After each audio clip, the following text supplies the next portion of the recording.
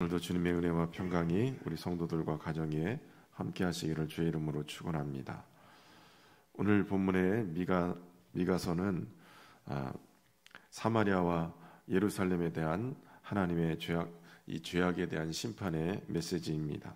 특별히 유다의 왕들 요담과 아하스와 히스기야 시대에 이르는 그 시대는 이미 북왕국 이스라엘이 하나님의 심판을 받아서 아수르에 의해서 멸망하는 그러한 과정 속에 있는 시대입니다. 그러니까 남왕국 유다의 입장에서는 북왕국 이스라엘, 특별히 사마리아로 대표되는 그 북왕국 이스라엘이 심판을 당해서 멸망하는 이 과정 속에 특별히 이 남왕국 유다에게 있어서는 굉장히 하나님의 엄중한 심판의 메시지로 다가오게 되는 것입니다. 전체적으로 보면 미가서는 하나님의 경고와 심판의 메시지, 그리고 또 뒤에는 희망의 메시지, 이것이 계속 번갈아 가면서 등장하게 되어집니다. 그런 이 심판과 하나님의 회복의 메시지가 번갈아 가면서 등장하면서 이 과정 속에 미가서는 다른 어떤 예언서보다도 이사야서와 같이 예수 그리스도의 이 메시아가 이 땅에 오실 것에 대한 이 탄생의 장소 베들레헴에 대한 예언과 더불어서 이 땅을 통치할 주관자로서 평강의 왕이 되실 것을 예언한, 그러니까 이사야서와 같이 메시아에 대한 예언이 굉장히 많이 등장하는 그러한 예언서입니다. 특별히 오늘 본문에 이스라엘의 죄에 대해서 경고하면서 오늘 하나님은 미가 선자를 통해서 그의 근본인 이 사마리아의 우상 숭배에 대해서 말씀을 하고 계십니다.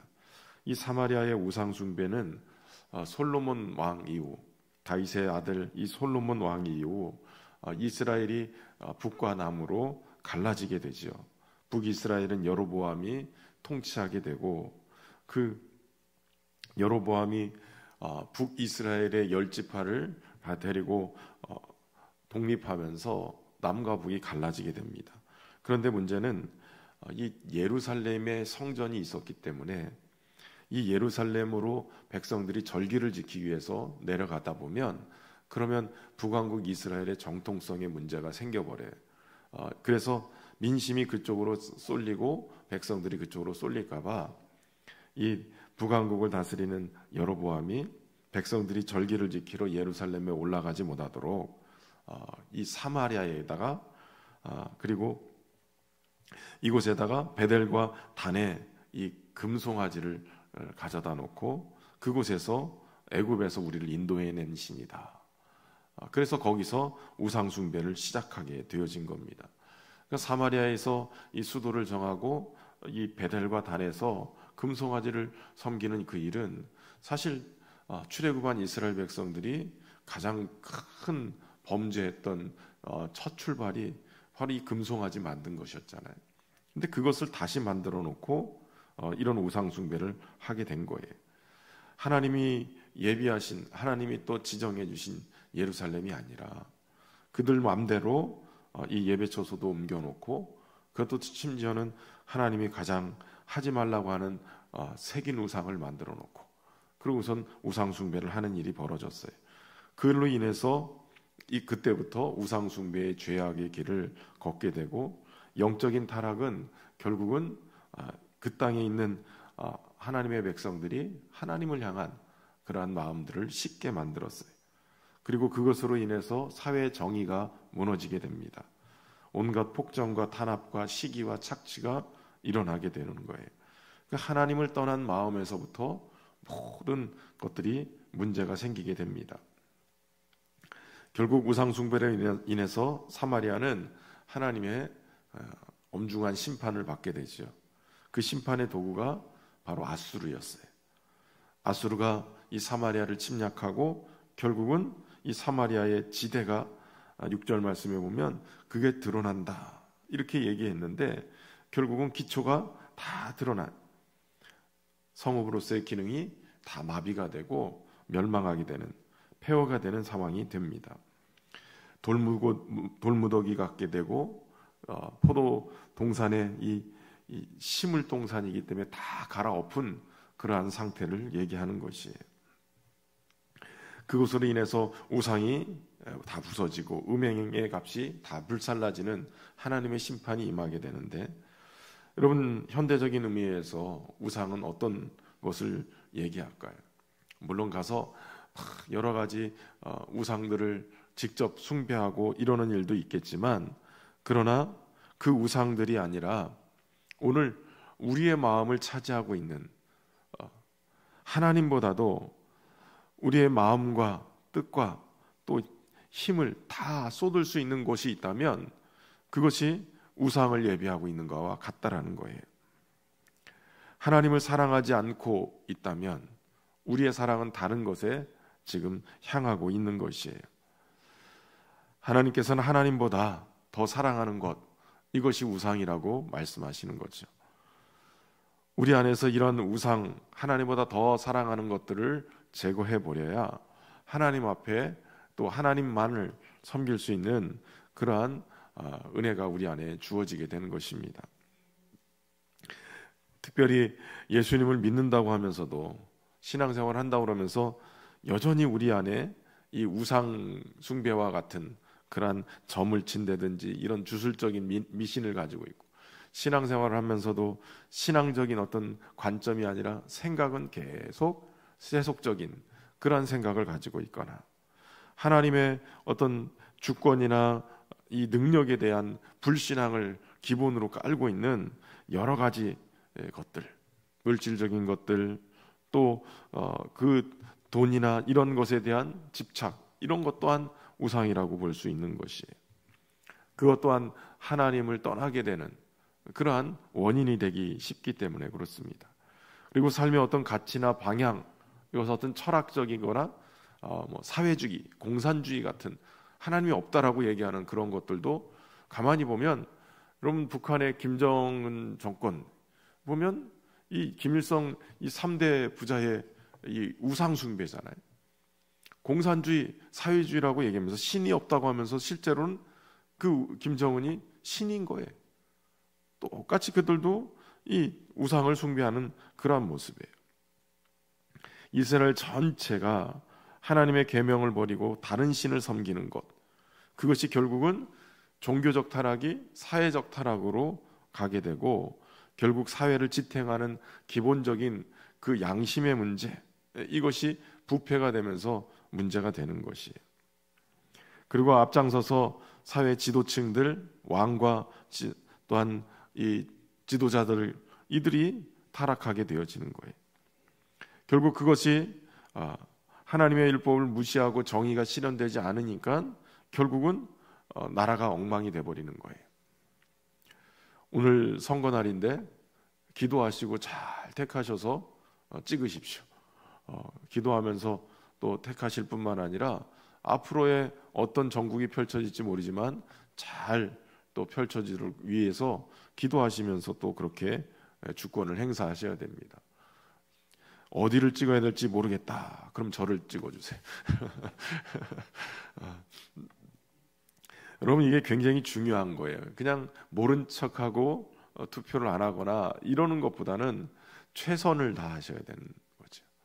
그래야 뭔가가 그 주권의, 국민의 주권의 이 힘의 능력을 알기 때문에 그것에 대해서 관심을 갖고 본인들이 정신 차리고 일을 할 수 있게 되는 것입니다.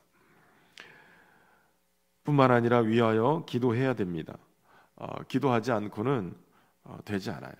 특별히 사도 바울을 통해서 앞에 서 있는 정치하는 자들, 사회 지도층들, 그들이 바른 정치를 해야 우리 신앙생활도 제대로 할 수 있게 되는 거예요. 잘못되거나 어그러진 것들을 하게 되면 결국 신앙생활이 굉장히 어려움을 갖게 되는 것입니다. 그래서 위에서 기도하실 뿐만 아니라 구체적으로 적극적으로 나서야 되는 것이죠. 우리가 그런 문제에서 살아갈 수 있을 때 그것을 고치고 회복할 수 있는 길은 애통함으로 죄를 자복하는 일이에요. 8절에 보면, 이러므로 내가 애통하며 애곡하고 벌거벗은 몸으로 행하며 들깨같이 애곡하고 타조같이 애통하리니라고 표현하고 있어요. 죄악으로 인해서 나라가 망하는 것을 미리 본 이 예언자들은 피 끓는 심정으로 애통하는 자들이 되어졌어요. 애곡하고 벌거벗은 몸처럼 그렇게 행동하는 거예요. 어떻게 해야 될지, 어떻게 대책이 없는 거예요. 오로지 그저 하염없이 눈물을 흘리면서 백성들에게 회개를 촉구하는 거예요. 회개해야, 회개는 하나님께로 돌아가는 거예요. 하나님만 섬기는 거죠. 울고 또 울어도 쉽지는 않은 길이지만 그럼에도 불구하고 하나님께로 돌아가고 하나님의 공의가 나라 전체를 휩쓸고 갈 수 있도록, 계란으로 바위 치는 것 같은 그러한 막막함이지만 그럼에도 불구하고 하나님께로 돌아가라고. 사실은 그렇게 외쳤기 때문에 사실은 바벨론 포로에서 돌아올 때 하나님 앞에 이렇게 살았기 때문에 나라가 망했구나. 여러분, 성경을 보면 열왕기서와 역대기서가 달라요. 똑같은 그 이스라엘의 왕조의 그 역사를 기록하고 있지만, 그러나 열왕기서보다 역대기서는 이 바벨론 포로에서 역사를 다시 보는 거예요. 우리 나라가 왜 망했는가? 그리고 역사를 보니까 이게 말씀을 떠나서 이렇게 우상숭배한 결과가 이거구나. 그래서 역사를 다시 쓰는 거예요. 신앙으로 다시 해석해서 쓴 것이 바로 역대기서예요. 그러니까 많은 믿음의 선지자들이 그 나라가 망하는 그 위기 속에 하나님의 심판을 계속 선포하고 회개하게끔 애통하면서 그렇게 하나님 앞에 주신 사명을 감당했기 때문에 이스라엘이 다시 역사를 볼 수 있고 믿음의 관점에서 다시 역사를 볼 수 있는 계기가 됐다는 거예요. 지금 당장 회개하지 않아도, 지금 당장 뭔가 눈에 보이는 결과가 없다 할지라도 계속 믿는 자들은 복음을 전해야 돼요. 복음을 전해야 어느 순간인가 그 전해진 복음으로 인해서 열매가 맺게 되어지는 것입니다. 저와 여러분이 그러한 은혜 속에 살아갈 수 있기를 주의 이름으로 축원합니다. 특별히 오늘 본문의 10절부터는 이 이스라엘의 주변의 나라들, 이 유다의 주변의 나라들의 심판에 대해서 얘기해요. 이 가드는 유다의 이웃 블레셋의 중심 도시였어요. 유다와 이 블레셋은 오랜 숙적 관계였는데 유다의 이 재난을 보면서 기뻐하는 자들이 돼 있어요. 남의 말을 하기 좋아하는 이 성읍이라고 얘기할 정도로 가드는 남의 이 불행을 기뻐하고 조롱하는 일을 했어요. 위로와 또 슬픔을 나눠 가져야 될 이웃임에도 불구하고 도리어 이 이웃이 심판당하는 것을 보고 조롱하는 거예요. 도리어 이 블레셋은 더 큰 엄청난 하나님의 심판을 당할 수 있음에도 그런 모습을 가지는 거예요. 그리고 유다의 각 성읍인 이 사빌, 사난, 벳 에셀 이 또한 하나님의 징벌의 대상인 거예요. 아름다움을 자랑했던 사빌은 그 아름다움을 벗기고 수치를 당하게 되고, 많은 가축과 거민을 자랑했던 사나는 적들의 진영이 될 거고, 가까운 이웃인 이 벳 에셀은 애곡하게 될 것이라고 얘기하고 있는 거예요. 하나님의 이 징벌은 교만과 부여와 또 이 안일함과 타성에 젖어 있는 그들을 향해서 도적처럼 임하게 됩니다. 여러분, 때로는 우리의 신앙이 마치 이들과 같이 교만하기도 하고 또 부요함과 안일함 속에 그저 하나님을 잊어버리고 살아갈 때가 있어요.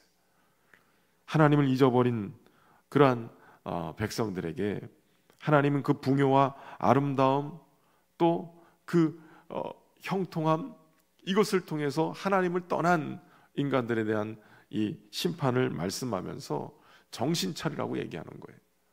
여러분, 신앙생활을 어렵고 힘들 때는 더 하나님을 매달렸어요. 먹고 살기 힘들 때는 하나님 없이는 안 된다고 밤새 철야기도 하고 새벽기도 하고, 한국교회가 그랬단 말이죠. 산기도 하고 그랬는데 이제 평안함과 안일함, 이게 어느 순간 우리 안에 들어오기 시작해서 그냥 너무 쉽게 하나님 없이 생활하는 것이 익숙해져 있는 거예요. 심각하게 받아들이지 않아요. 그러다가 결국 이스라엘이, 이 유다가 파멸하게 되는 거예요. 마롯은 예루살렘 가까이에 위치한 성읍입니다. 그런데 이 마롯은 다른 어떤 성읍보다도 안전하다고 느꼈어요. 하나님이 가장 미워하시는 우상 숭배와 세속적인 죄악에 빠져 있음에도 그저 자기들의 성읍이 튼튼하고 단단하다는 이유만으로도 안전할 것이다 라고 생각하게 된 거예요. 이 안일함, 하나님의 징계를 받게 되는 거예요. 여호와만을 의지하는 것이 진정한 안정이고, 그리고 삶의 보장임을 잊지 말고 우리가 주님만을 바라봐야 될 줄로 믿습니다. 그리고 이 라기스라는 곳이 있는데, 이 라기스는 애굽과 이 유다와 이스라엘 사이에 있는, 그러니까 남쪽으로 이 애굽과의 그 중요한 소통로가 되어진 거예요. 그런데 이 라기스는 도리어 애굽에 있는 우상들을 유다와 북이스라엘에게 이렇게 전해주는 역할을 하게 된 것이에요. 결국 라기스로부터 전해져 있는 이 우상들이 이스라엘을 망하게 했다라고 얘기할 수 있는 것이에요. 우리에게 있어서 이웃들이 우상 숭배해서 망하는 길로 가게 하는 그러한 통로가 되지 말고, 교회와 믿음의 사람들은 복음의 통로가 되어야 될 줄로 믿습니다. 하나님께서 은혜를 베푸실 때 그 은혜의 통로로 쓰여져야 될 것을 여러분 믿으시기를 주의 이름으로 축원합니다. 특별히 이 라기스는 하나님의 심판의 대상이 되었음에도 불구하고 여전히 사람을 의지해서 이 사내립이 쳐들어올 때 이 라기스가 도움을 얻기 위해서 물질을 가지고 회유를 하고 했어요. 결국은 본인들이 믿고 있는 게 하나님이 아니라 물질이라는 것을 드러내주고 있는 것이죠. 여러분, 우리가 하나님을 의뢰하고 하나님을 의지하며 살아갈 때 그 귀한 하나님의 은혜 속에 살게 될 줄로 믿습니다. 오늘도 주님과 함께 동행하면서 오직 하나님만을 섬기고 하나님만을 마음에 두고 정성을 다해 믿음으로 사는 은혜가 있기를 주의 이름으로 축원합니다. 참 좋으신 하나님, 오늘도 주님의 귀한 말씀 통해서 이스라엘과 유다에 향하신 하나님의 이 심판의 메시지를 통해서 우리의 신앙을 돌아보게 하시니 감사합니다. 하나님보다 더 우리의 마음을 빼앗고 마음과 정성과 힘을 다해 하나님보다 더 마음에 두고 있는 것들이 있다면 내려놓게 하시고, 오직 하나님만을 나의 산성이요 또 나의 인도자이심을 고백하며 사는 은혜가 있도록 축복하여 주옵소서. 무엇보다도 너무나도 안일하게 우리의 평안과 안전함으로 인해서 하나님을 잊고 살았다면, 하나님 오늘 이 시간 우리가 하나님 외에 다른 것으로 의지의 대상 삼지 않게 하시고 우리의 산성 삼지 않도록 은혜를 베풀어 주옵소서. 하나님만이 우리의 안전이시고 우리의 보호이심을 믿고 주님과 동행하는 삶을 살게 하시고, 무엇보다도 오늘 우리 총선이 있습니다. 하나님 은혜로 함께 해주셔서 이 나라와 민족을 이끌어갈, 또한 지도자들을 바르게 선출할 수 있는 지혜를 우리에게 허락하여 주시고, 하나님이 이 과정을 통해서 열강의 틈바구니와 여러 세계 국제 정세의 이 변화 속에 잘 대처할 수 있는 그러한 귀한 자들 뽑을 수 있도록 하나님 도와주시고, 특별히 하나님을 대적하는 여러 법률들이 제정되지 않도록 하나님 은혜 가운데 믿음의 사람들을 또 국회에 진출하게 하셔서 하나님 바르게 또 이 나라를 세워갈 수 있는 가치를 세울 수 있는 은혜 또한 허락하여 주옵소서. 정부가 흔들리지 아니하고 또 굳건히 서서 이 위기들을 잘 극복하고 나아갈 수 있도록 하나님 필요대로 채우시고 공급하시며 지혜를 더하시는 은혜가 있도록 축복하여 주옵소서. 우리 거제 지역을 위해서도 하나님 꼭 필요한 정책들을 수립하고 진행할 수 있는 또한 귀한 자를 뽑을 수 있도록 하나님 도우시고 축복하여 주옵소서. 이 시간 또 정성을 다한 귀한 예물 올려드리오니 하나님 저들의 기도 제목 응답 주시고 무엇보다도 부족함 없이 채우셔서 귀하게 쓰임받는 은혜가 있도록 축복하여 주옵소서. 주의 몸된 교회를 통해 하나님 영광을 받으시되 평안의 매는 줄로 성령이 하나 되게 하신 것 힘써 지키며 이 시대의 복음의 통로로 하나님의 말씀의 통로로 쓰여지는 귀한 길을 내는 교회 될 수 있도록 축복하여 주옵소서.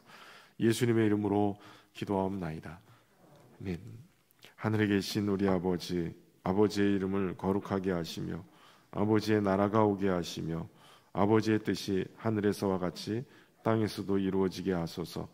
오늘 우리에게 일용할 양식을 주시고 우리가 우리에게 잘못한 사람을 용서해 준 것 같이 우리 죄를 용서하여 주시고 우리를 시험에 빠지지 않게 하시고 악에서 구하소서.